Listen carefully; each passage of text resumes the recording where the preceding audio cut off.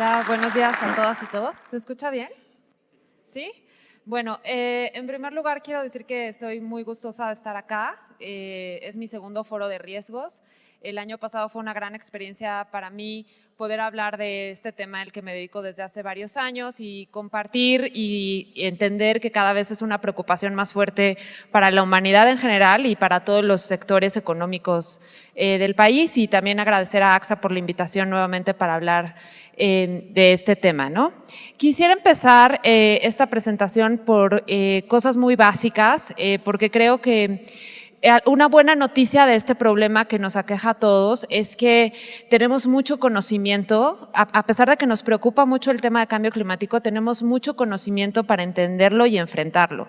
Y en ese sentido, creo que con esta primera noticia me gustaría empezar para entender un poquito qué es el cambio climático, cuáles son los impactos que estamos viendo desde hace ya varios años. No es algo que vaya a pasar en el futuro, ya llevamos pues varios años, más de 10, 15 años, donde hay evidencia suficiente sobre cómo impacta el cambio climático en nuestras formas de vida, y con un enfoque particularmente en México como país y la Ciudad de México por ser esta edición en esta ciudad, ¿no? Y bueno, empecemos por lo básico, que es entender qué es el cambio climático, ¿no? En la mayoría de las encuestas la gente lo tiene presente, pero pocas veces tenemos el tiempo de entender qué es lo que ocurre detrás de eso, ¿no? La definición oficial, o por lo menos la definición más usada, es la del Grupo Internacional de Expertos sobre Cambio Climático, que es un grupo enorme de científicos que llevan más de 25 años recabando y analizando evidencia sobre qué es el cambio climático, cuál es el impacto que hay y cuáles son las respuestas que los gobiernos, la ciudadanía y las empresas tienen que poner sobre la mesa para atender este fenómeno, ¿no? Y la definición oficial de este grupo es la alteración significativa y sostenida de los patrones climáticos globales, regionales, que es atribuida principalmente a las actividades humanas. Y tengo un gráfico que podría recordarnos a la secundaria, que está aquí al lado, pero creo que nos ayuda a entender mucho mejor dónde está el problema. Tenemos la radiación del Sol que da hacia la Tierra, y eso podríamos dividirlo, esa radiación podríamos dividirla en tres partes. La primera de ellas es parte de esa radiación que llega a la Tierra, choca con la atmósfera y regresa al espacio exterior. Otra parte de esa radiación se queda atrapada en la atmósfera gracias a algo que se ha vuelto muy famoso últimamente, que son los gases de efecto invernadero. Son distintos gases que viven en la atmósfera y que su efecto es precisamente ese, captar y retener el calor por muchos años. Hay distintos gases, algunos de ellos lo hacen por poco tiempo, algunos de ellos capturan mucho calor, otros menos calor, pero esos gases están presentes en la atmósfera desde el inicio de la Tierra, y gracias a esos gases la Tierra tiene una temperatura que ha permitido la vida, por ejemplo. No es que per se esos gases sean malos, sino es la concentración de esos gases lo que está relacionado con el cambio climático. Y otra parte de ese calor, la tercera parte de esa radiación que llega a la Tierra, pasa a la atmósfera y es absorbida por la superficie terrestre, pero sobre todo por la superficie marina, porque nuestro planeta está constituido en más de un 80% por los mares y los océanos. Entonces, a pesar de que nosotros como humanos vivimos sobre la Tierra, la mayor parte del cambio y de ese calor que está absorbiendo nuestro planeta está en los mares, ¿no? Y eso se refleja también hacia la atmósfera. Entonces, ¿por qué estamos hablando hoy de cambio climático? Y aquí a lo mejor algunos de ustedes han oído hablar, pues que en la historia de la Tierra ha habido muchos cambios climáticos, ¿no? Y eso es cierto, pero este cambio climático en particular está atribuido a las actividades humanas. Y esto tiene que ver con que desde la Revolución Industrial hemos realizado muchas actividades que emiten gases de efecto invernadero a la atmósfera y que se quedan en la atmósfera. Por darles una referencia, el nivel de concentraciones de gases de efecto invernadero en gran parte de nuestra vida como en la Tierra estaba entre los 200, 250 partes por millón. Hoy estamos arriba de las 400 partes por millón. Y eso tiene que ver con la acumulación de esos gases a partir de nuestras actividades humanas. Por hablar de actividades humanas, en concreto estamos hablando de la deforestación, las actividades industriales, el transporte, la quema de combustibles fósiles. Todas esas tipos de actividades emiten gases a la atmósfera que se quedan en la atmósfera por muchos años. Y la evidencia que tenemos de ese calentamiento es que como los gases de efecto invernadero están relacionados directamente con la temperatura del planeta, por eso hablamos de cambio climático y nos referimos a un aumento global de esa temperatura, que hoy por hoy tiene 1.1 grados centígrados más del promedio que había antes de la revolución industrial. Podríamos decir 1 grado, si yo ahorita estamos, no sé, estaremos como a 17 grados, ¿qué piensan? ¿18 grados acá? 19 grados no podría ser mucho si lo pensamos en términos de grados en un lugar específico. Sin embargo, cuando decimos la temperatura promedio global del planeta, eso puede representar un impacto muy significativo, que no está distribuido parejo en la Tierra, ¿no? Hay lugares donde la temperatura va a aumentar mucho, lugares donde la temperatura va a aumentar poco y eso tiene impactos muy significativos en nuestros ecosistemas y la vida asociada a ellos, ¿no? Y los efectos principales que este grupo de científicos ha identificado tienen que ver con cambios en las estaciones, primavera, verano, otoño, invierno. Levante la mano quien no ha experimentado un cambio de estación en los últimos años, que piense que no han cambiado las estaciones de cuando eran niños. Ok.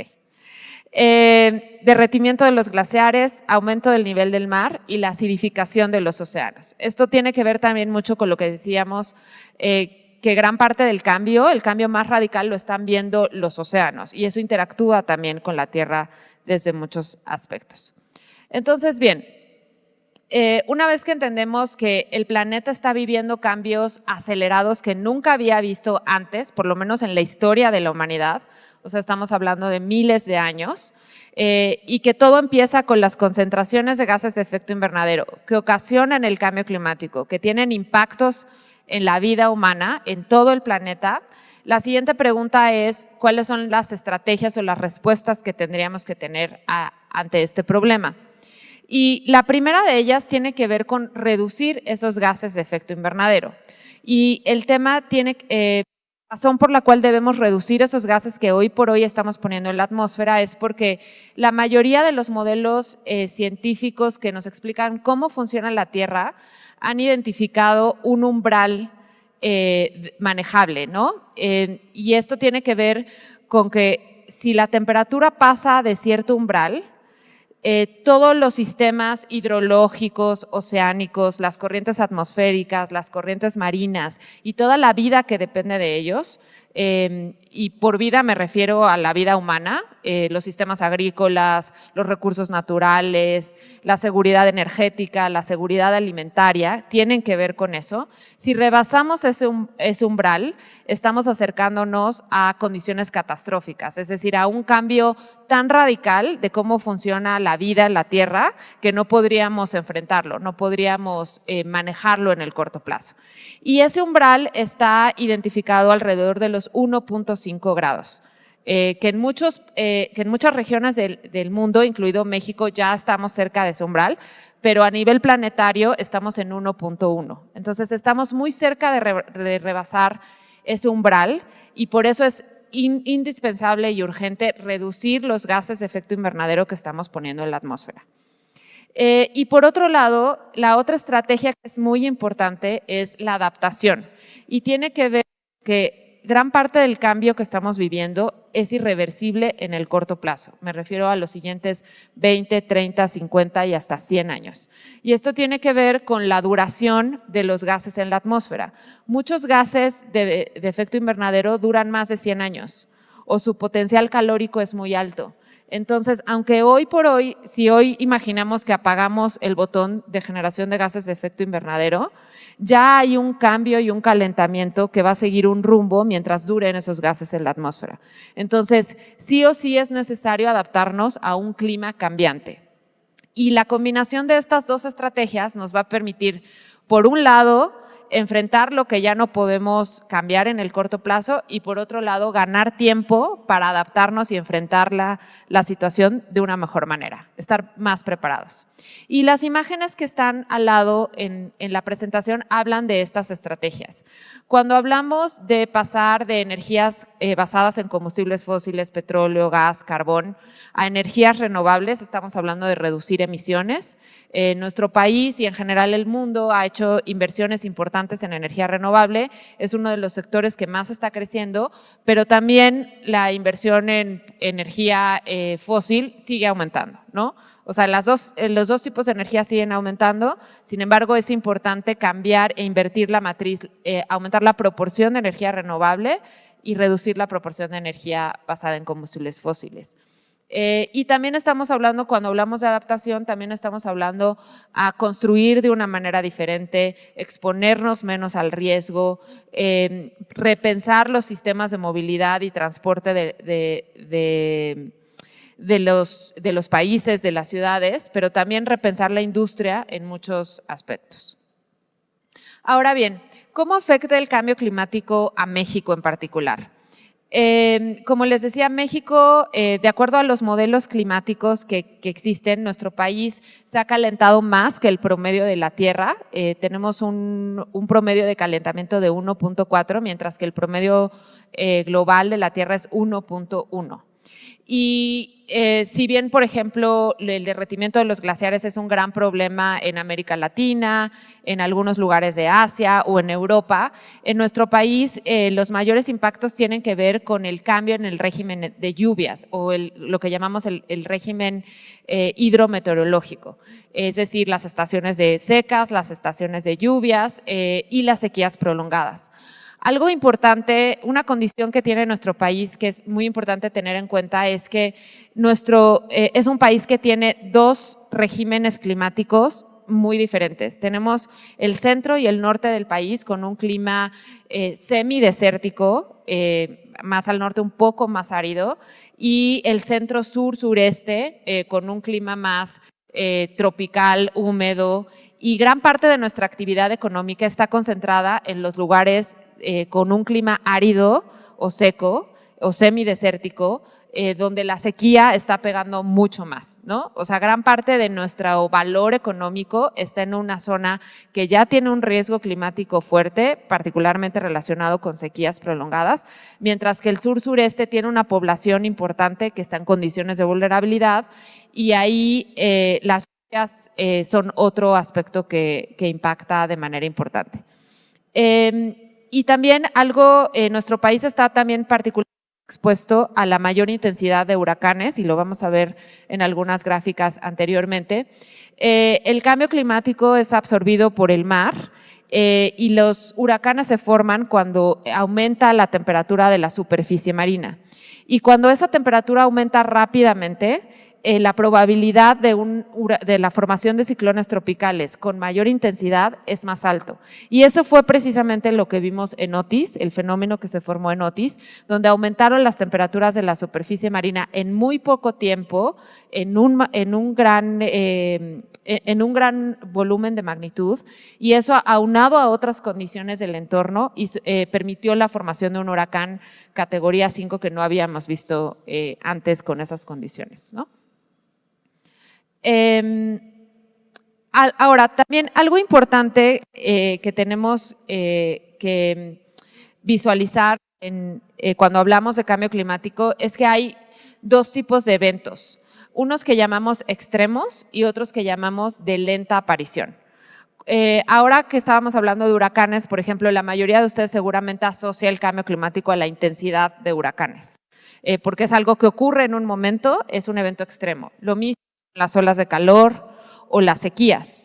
Pero también hay otros eventos que suelen ser a veces incluso más costosos, pero que no ocurren en un momento corto de tiempo, ¿no? No están considerados muchas veces desastres. Y por eso pongo la lámina de al lado, la primera foto que ven es la formación de Otis en el 2023, ¿no? ¿Fue Otis? Sí, 2023. Y el mapa que pongo al lado es la distribución de casos confirmados acumulados de dengue para la semana 44 del 2024. Y, por ejemplo, este es un evento que llamamos de lenta aparición. Conforme van aumentando las temperaturas en el país y las condiciones de humedad en el país, como estábamos hablando en el sur-sureste, aumenta la probabilidad de aparición de dengue y de contagios de dengue. Si ustedes vieran un mapa de esto de hace 10 años, seguramente serían mucho menos los puntos rojos y estarían concentrados en ciudades o puntos muy específicos del país. Y a esto nos referimos con eventos de lenta aparición, es decir, tenemos que estar pensando que año con año vamos a tener más enfermedades transmitidas por vectores y creo que Javier, mi colega Javier Tello va a hablar de eso más adelante, pero esto también está asociado al cambio climático y a veces no lo visualizamos tan bien porque no es un evento extremo, ¿no? Es algo que aumenta año con año.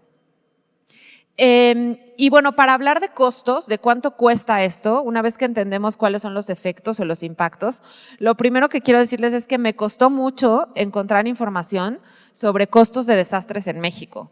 Esta es una gráfica de una estimación con información de Senapred, que llega hasta 2023, que habla de todo tipo de desastres, no solo vinculados al cambio climático, por ejemplo, ahí está incluido el sismo del 2017, la barra roja es principalmente atribuido a Otis, pero la realidad es que tenemos muy pocas estadísticas, o por lo menos no son públicas, sobre cuánto cuestan los desastres en términos de atención del gobierno, pero también a privados, ¿no? Y lo que vemos es que solo va a aumentar o solo vamos a ver también años de eventos de desastres altos que van a replantear completamente el uso de recursos en nuestro país, ¿no? Decimos, por ejemplo, en el caso de Otis, decimos, bueno, fue un evento extremo, fue un desastre, pero todo lo que costó, y la pregunta es, por invertir en la recuperación, ¿en qué no gastamos o en qué no invertimos, ¿no? Estamos atendiendo desastres en lugar de tener un enfoque más preventivo, de prevención, de atención temprana y de gestión de riesgos más de largo plazo. Y bueno, ahora me gustaría hablar, para entender un poco más la vulnerabilidad al cambio climático. A mí me gusta, existen varios marcos conceptuales para entender la vulnerabilidad, pero a mí me gusta particularmente que divide a la vulnerabilidad en 3 elementos: la exposición, la sensibilidad y la capacidad adaptativa. Y hay un ejemplo muy sencillo que seguramente todos lo hemos vivido de niños y de grandes, es pues la mayoría de acá seguramente ha ido a la playa, se quiso broncear o no se quiso broncear. A lo mejor no se puso bloqueador solar, sí se puso bloqueador solar, su mamá lo regañó y terminó con quemaduras. ¿Alguno de ustedes ha terminado con quemaduras por daño solar en la playa? ¿Pueden levantar la mano? Muy bien. Bueno, cuando hablamos de exposición, sensibilidad y capacidad adaptativa, lo podemos traducir a esa experiencia. La exposición tiene que ver con, como dice la palabra, con qué tan expuesto estoy yo al sol. Yo aquí en la Ciudad de México, con esta ropa, aquí en el edificio de Reforma, estoy muy poco expuesta a la radiación solar, ¿no? Pero yo en Acapulco, o cuando tenía 10 años, estoy mucho más expuesto, ¿no? Cuando hablamos de exposiciones, ¿qué tanto estoy expuesto a ese riesgo o a ese, a ese riesgo o a ese evento, ¿no? Cuando hablamos de sensibilidad, seguramente todos vamos a tener distinta sensibilidad al sol. Hay personas que tienen la tez más clara, personas que tienen la tez más morena, hay personas alérgicas al sol, hay personas que son más sensibles a una irritación. La sensibilidad de mi piel, yo como persona, me habla de qué tanta probabilidad tengo de daño si estoy expuesto yo versus otras personas. Y cuando hablamos de capacidad adaptativa, pues seguramente va a ser distinta la historia de una persona que fue con sombrero, bloqueador solar, la camisa de protección contra el sol, versus la persona que fue sin ningún tipo de estos aditamentos y se puso al sol a las 12 del día, a las 3 de la tarde, ¿no? Y estos elementos nos permiten entender dónde está la probabilidad de riesgo. Puede ser que yo esté muy expuesto, pero tenga poca sensibilidad, baja sensibilidad y alta capacidad adaptativa. o puede ser que esté muy expuesto, sea muy sensible y tenga poca capacidad adaptativa. Entonces, la combinación de estos elementos es lo que me permite determinar qué tan vulnerable es una persona o una población o un sector productivo al cambio climático. Y pensando en un ejemplo más allá de las personas, podríamos hablar, por ejemplo, de la Ciudad de México. Y cuando pensamos qué tan vulnerable es, podríamos pensar en ciertas características importantes, ¿no?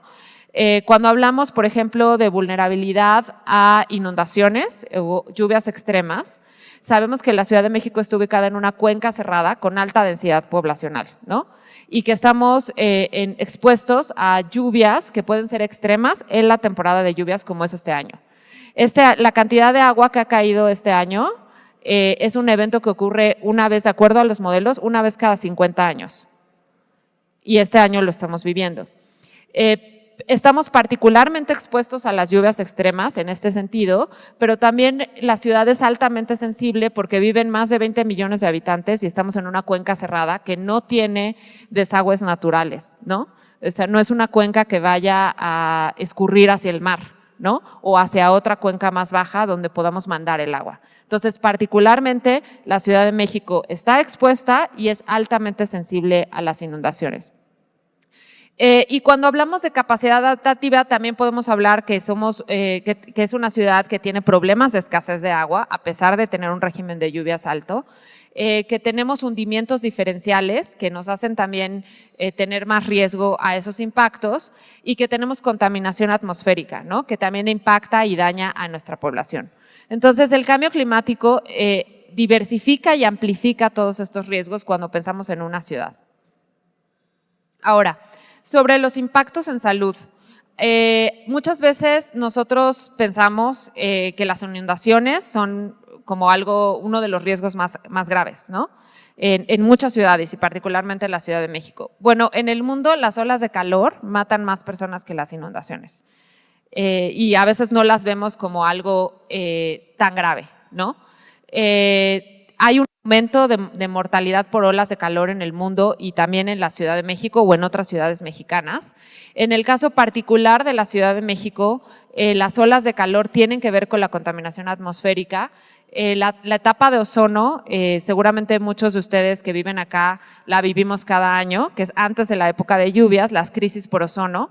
Los últimos 2 años han sido los años con mayores días de declaraciones de contingencia por ozono y eso también tiene que ver cuando aumentan las temperaturas hay más probabilidad de formación de ozono en la atmósfera y tenemos una contingencia y eso tiene impactos económicos y en salud importantes, ¿no?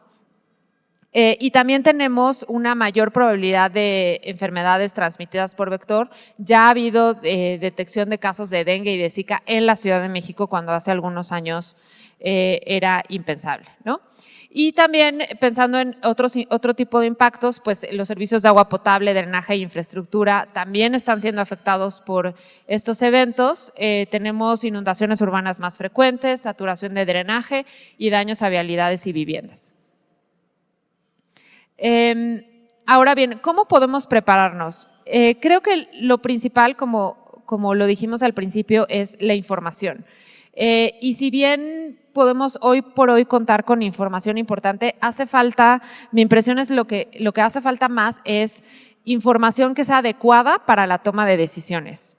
Es decir, que tengamos mucho más conciencia de cómo va a cambiar el clima, cómo esos cambios en el clima impactan mi vida o mi negocio o mi empresa o el sector en el que trabajo y cómo puedo entender la vulnerabilidad que tengo ante esos impactos y enfrentarlo como un riesgo. Y bueno, ustedes son más expertos en riesgos que yo, pero entiendo que uno de los principios es la diversificación, ¿no?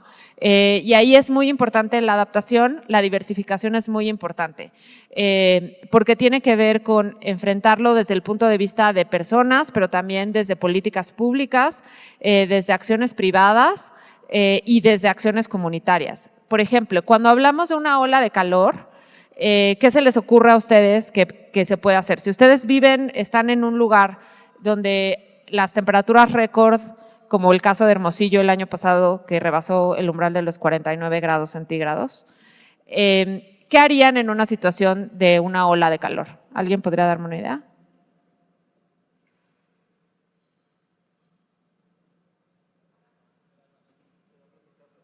Quedarnos en casa, y eso implica saber que las temperaturas van a alcanzar esos récords, ¿no? Entonces, lo primero es tener información para tomar decisiones de cuándo van a ocurrir las olas de calor, cuándo rebasa, es estar pendiente del termómetro. Ese es número uno, muy bien. ¿Alguien dijo por ahí hidratarse? Ok, sí, pues claro, de nada me sirve saber que va a hacer calor y no tengo nada para defenderme, ¿no? La hidratación es muy importante. También es muy importante identificar a las personas que están en riesgo. No todas las personas tienen la misma sensibilidad. Entonces, seguramente niños, adultos mayores, hay que identificar a la población que tiene mayor riesgo o mayor sensibilidad y atenderlas de manera oportuna o priorizarlas. Un aspecto importante, por ejemplo, de las olas de calor es la disponibilidad de agua. Las olas de calor ocurren justo en época de sequía, donde hay escasez de agua y donde es difícil tener disponibilidad de agua a toda la población. Entonces, desde el punto de vista de un gobierno de una ciudad, pues claramente tiene que estar monitoreando las temperaturas y tener las medidas adecuadas para darle acceso a la población más vulnerable a agua, ¿no? O a servicios de hidratación. Pero al mismo tiempo también servicios médicos, porque seguramente, como ya lo dijimos, es uno de los eventos que más mortandad causa. Entonces también hay que tener servicios médicos disponibles al respecto y también hay que habilitar las acciones individuales que uno pueda tomar, ¿no? Cómo puede monitorear su salud, cómo puede protegerse del sol, si puede salir, no salir. Y algo también importante es cómo eso impacta otros servicios. Por ejemplo, en 2023, 20 estados de la República, de acuerdo a información de la CFE, tuvieron cortes de luz por exceso de uso del aire acondicionado. Y ahí estamos hablando que no solo tenemos que pensar en hidratación, tenemos que pensar en la demanda de electricidad, en el acceso a aire acondicionado y el impacto que tiene eso, ¿no? Entonces, el tercer punto que tengo ahí es que tenemos que pensar o planear a cómo pasamos de enfrentar las emergencias en el momento en el que ocurren a adaptarnos con intención, ¿no? Saber que el próximo año va a pasar y qué vamos a hacer distinto para lograrlo. Entonces, bueno, para resumir, quisiera enfatizar mis mensajes clave que tienen que ver con que el cambio climático en la mayoría de los casos no es un riesgo nuevo, aunque sí hay riesgos nuevos, sino es un catalizador de los riesgos ya existentes. Olas de calor teníamos, huracanes teníamos, inundaciones teníamos, solo que ahora están bajo un régimen que no podemos considerar estacionario, ¿no? Bajo una variabilidad que no teníamos antes. La segunda idea importante es que la mayor expresión del cambio climático ocurre a través del régimen hidrológico. Todos los sistemas productivos tienen que entender cómo funciona el régimen hidrológico y muchas veces ni siquiera sabemos qué es el régimen hidrológico, ¿no? Entonces, tenemos que ganar conocimiento en eso de una manera acelerada. También tenemos que reconocer que nuestro país es altamente vulnerable porque somos una población altamente expuesta, altamente sensible y con poca capacidad adaptativa. Entonces, tenemos que trabajar en esos tres aspectos. Generalmente, las políticas públicas o las acciones privadas no pueden bajar la exposición, pero sí pueden bajar la sensibilidad y la poca capacidad adaptativa. Por ejemplo, una población saludable, mencionaba Daniel que la salud de los mexicanos no es la mejor. Trabajar en mejorar la salud de los mexicanos seguramente va a ayudar a enfrentar mejor el cambio climático, porque una población saludable tiene menos riesgos, tiene menos impactos asociados a las enfermedades transmitidas por vectores, ¿no? Por ejemplo. Y finalmente se requieren soluciones integrales con enfoque en el territorio y las personas. Muchas veces tratamos de implementar soluciones parejo, ¿no? Imaginemos, por ejemplo, las presas, ¿no? En los periodos de sequía siempre hay como entusiasmo por anunciar presas, pero las presas no tienen sentido en todos lados ni en todas partes y si no hay agua tampoco sirven las presas. Entonces, realmente tenemos que entender el territorio y a las personas que viven en él para identificar cuáles son las estrategias más viables. Todas las poblaciones tienen aspectos distintos y si no entendemos a la población y cómo responde la población, no vamos a poder diseñar seguros adecuados, políticas adecuadas, bienes y servicios adecuados para ellos, ¿no? Entonces, es muy importante entender al territorio y a las personas antes de implementar soluciones para ellas. Y bueno, creo que hasta ahí es mi presentación y muchas gracias.